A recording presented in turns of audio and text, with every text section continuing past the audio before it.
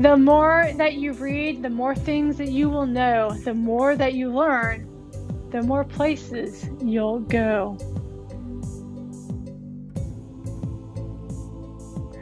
There are thousands upon thousands of books, and it is my goal to read them all. Welcome to Zoo Notable, taking wisdom from books on self-improvement, conservation, and animal-related topics, distilling them down and sharing what we learn from them with you. Whether you are an animal care professional or just a lover of nature and life, Zoo Notable helps you grow and level up your life. Hi everyone, I'm PJ with ZooFit, and if you enjoyed the Zoo Notable on Fix Your Period, once again, not only do I highly recommend that you pick up a copy yourself, either from your local library or from your local bookstore, but I have some added bonuses and some things that I've been working on with ZooFit as well to hopefully help you out. So once again, I shared some of those big ideas, the things again that stuck out to me, that triggered some really aha moments for me while I read the book. But there is a lot that Nicole Jardim talks about. And one of the talks about is about tracking your period. I wanted to share some insight on that as well. I'm going to read a little bit from her book, some of the notes, some of the basics of tracking your period and what they can do, what it can do for you, can help you motivate yourself, help fix some of the issues that are occurring during your cycle that can have a huge impact on your health. First basics are, what do you track? I mean, like, how do I track my period? Well, the very, very basics, you're going to track the first day and the last day of your bleed. And that's going to, again, set up everything for the rest of the month. So generally speaking, if your bleed, your cycle, your menstrual period lasts about 5 days, you're going to also get 5 days of your follicular cycle or follicular phase, then about 5 days of ovulation, and then the rest of your cycle is basically considerably your luteal phase. Is that the last phase of your cycle? So you want to definitely want to track your first and your last day of your actual first phase of your bleed. And also detail some of those key, record some of those key details. So again, reading from her, how heavy or light your flow was on each day.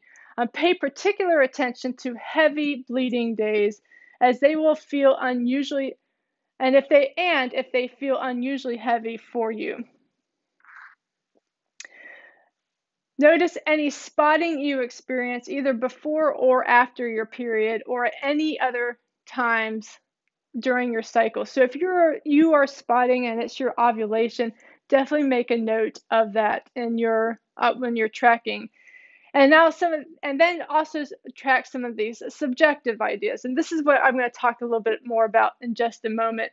But any physical or emotional symptoms that you experience during your period and throughout the entire month.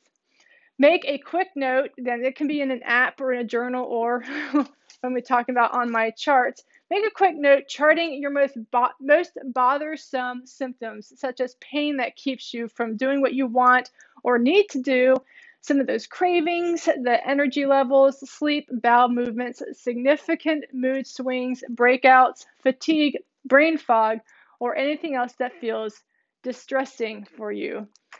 So let's go into what I'm actually doing. So I am not looking to get pregnant, or and I'm not even looking for, again, birth control method, but I do want to, again, optimize my life, optimize how I'm feeling, how productive I am. So while I'm not as concerned about when am I ovulating, I am concerned about how I'm feeling throughout the month. So my first core, when I first started this, I had six things that I've been recording these now for this is my fourth cycle, 4 months now. I first started with 6. I've worked my way down to, I'm doing only 4 right now. I was tracking my focus, my motivation as 2 different things. I was tracking my stress, or my perceived stress, my responsibility. So again, my response to that stress, mostly my patience, in other words. My cravings, it's really, really important for me. It's driving me crazy. And my energy levels. So when am I feeling the most energetic, the most productive?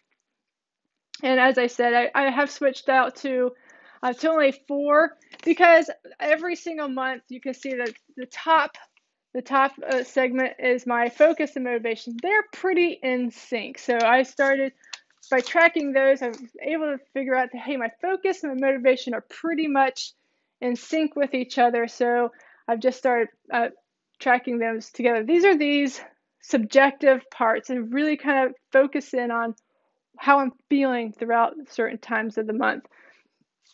I do have them color coded. Nicole talks about color coding your cycle. This helps determine exactly when in your cycle you are experiencing certain symptoms and challenges throughout the month. And it helps find these trends. There we go. This is what we're actually doing. Why are we tracking our cycle? Is to help find the trends. And it does take a few months. You're not going to be able to first month and go, wow, everything is figured out. It's going to take some time, but then you're going to start noticing some trends. So Nicole actually suggests color coding with a specific color. So again, red for your menstrual bleed for the first week. She recommends orange. I didn't follow her color code at all, but she recommends orange for your follicular phase. And she actually green for ovulation, and then purple for your luteal when you're again looking to come down. So ovulation, like her analogy is it's go time. So green and go, and purple for a comforting color to signify winding down during your follicular phase. But you can use any color that you like. Again, to signify which part of your cycle you're in. So this is again how I did at the very top of my chart. I can quickly look and say, hey, where am I in the cycle? And when I'm feeling this when I'm feeling a certain way. So once again, 4 months. This has gotten a little bit in depth, but I am starting to see the trends.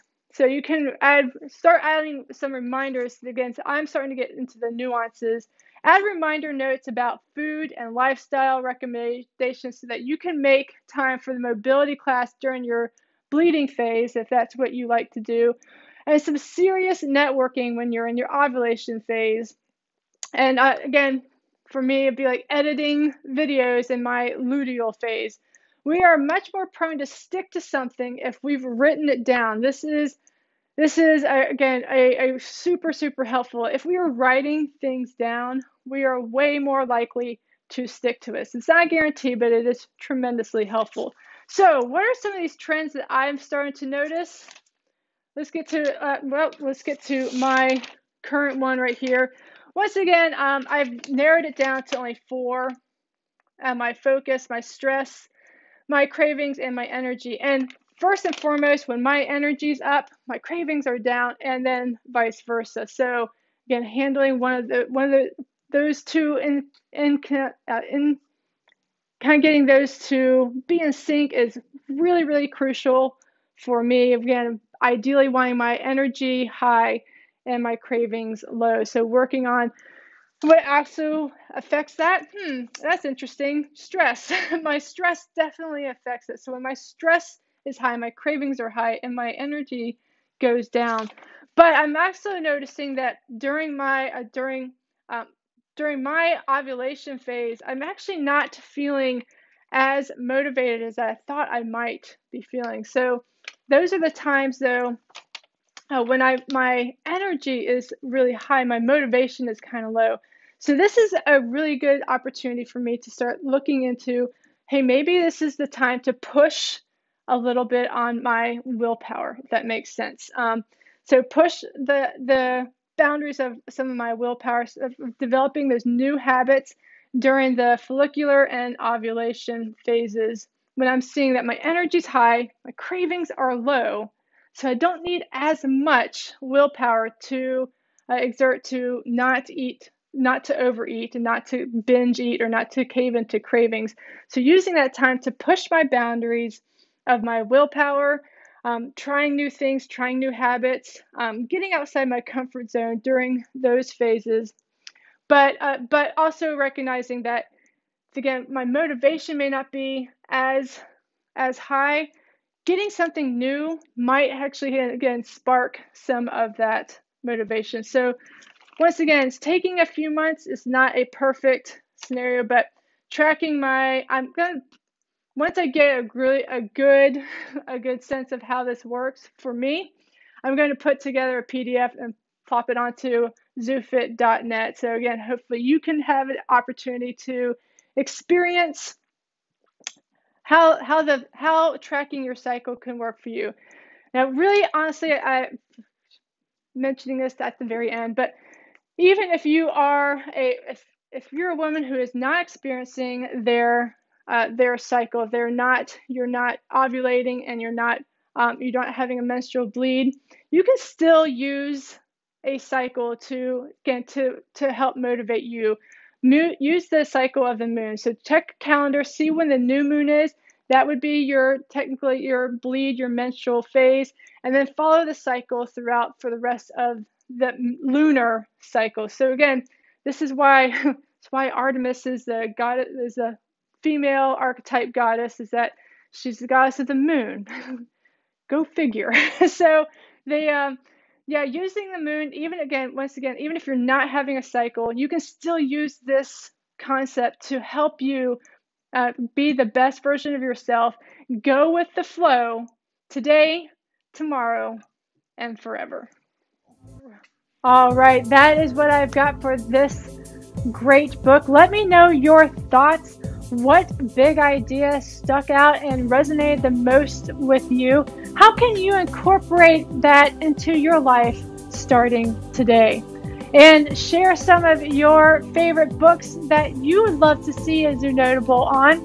Just subscribe to our channel by clicking on that bell down below. Get notified of all ZooFit projects so you can be the best version of yourself today, tomorrow, and forever, for you, your community, the animals, and the planet. Thank you all, and I'll see you all next time.